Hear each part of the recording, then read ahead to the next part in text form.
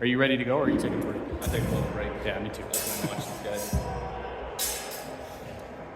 Sean does fencing, so his winding work is really good. And he keeps things nice and tight. I have a much better time against you when I do cuts. I think I need to work on the mechanics of thrusting a lot, because I've been working on thrusting a lot recently.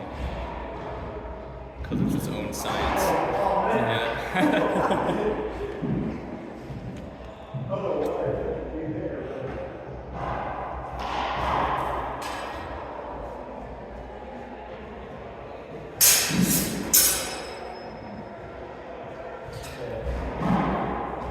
yeah, posture up.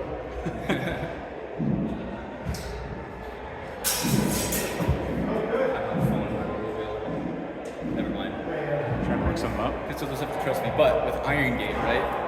So it comes from the Italian guard. Germans have stolen it from the Italians. It's Porta di Ferro, which is like this, which just means, iron door, iron gate. Okay. It's the same guard. It's here. And so I mainly, that's why I teach it like this, because that's where it came from. Okay. So the way Meyer describes it, he says you hold it with hanging arms, right? Like hanging. Yeah. But with a point towards your opponent. So that's why I teach it this way. Oh, interesting. That's how he teaches it in longsword. Okay. But then in rapier, it's this basically. Yeah. So I think it's really interesting. But the thing is, the reason I think mine can be correct is because guards aren't so set in stone. Is because when he's talking about how each guard turns into the next guard when you're doing the cut, right? He says when you're doing an Oberhau, it's Zornhut, long point, Wechsel.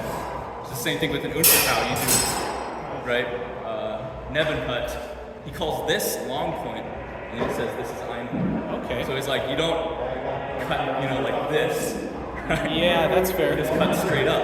Yeah. So it's like, really, I think it's more about like this would be long point, Yeah. right? And this is also long point, and this is long point, right? Anything with the arms fully extended. So I think in the same way, Iron Gate can be, anywhere down here. I see. Okay. It's more the. That's my theory, and functionally it works that way in the plays because it has to be a lower guard, or it has to have the true edge presented. Because in the plays you usually catch a stroke coming up like this. I mean, I guess you can switch it from a traditional Iron Gate, right? It's a little bit more difficult than if I just catch it this way. Yeah. And then go for the counter cut. And you're already postured for the counter. Exactly, yeah. So you just lift it up and then do your play from there. Okay. That's what I think about Iron Gate.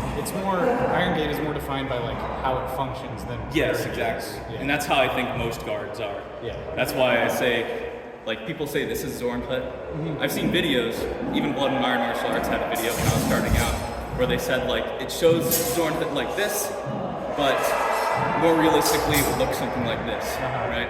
Which this is Fumtag in my mind, right? Which is shown in the manuscripts.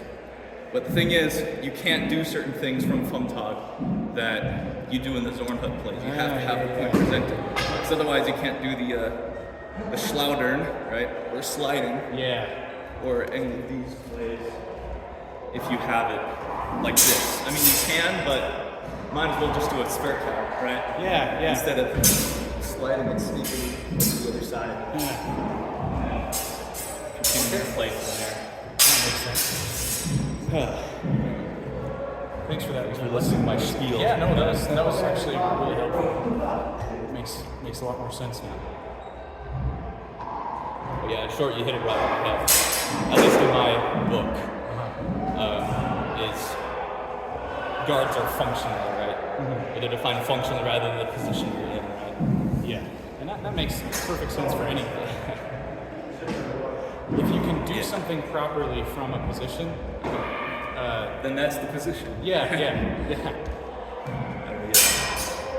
It was Iron Gate was really easy to interpret from rapier because it's Because it finds it easily. it's just it gives you a plate. Yeah, it's basically like bend over, put your hilt by your knee, and point up at their face. It's like, okay, that's It's really easy. I get that. There's another thing, which this one is pure speculation, but when he talks about Iron Gate and Longsword, he says it's similar to the crossed guard, which we teach to inexperienced fencers.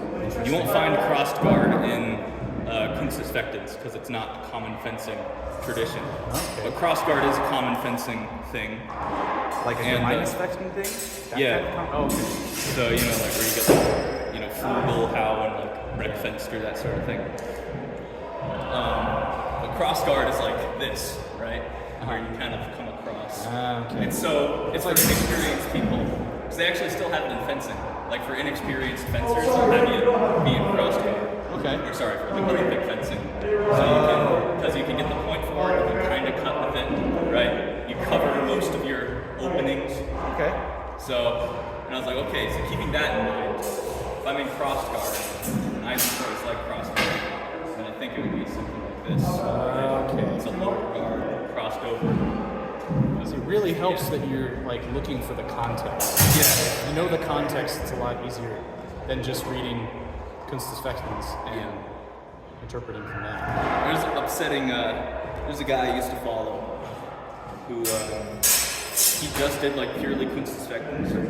And he did a lot of the grunt work when it came to, like, coming up with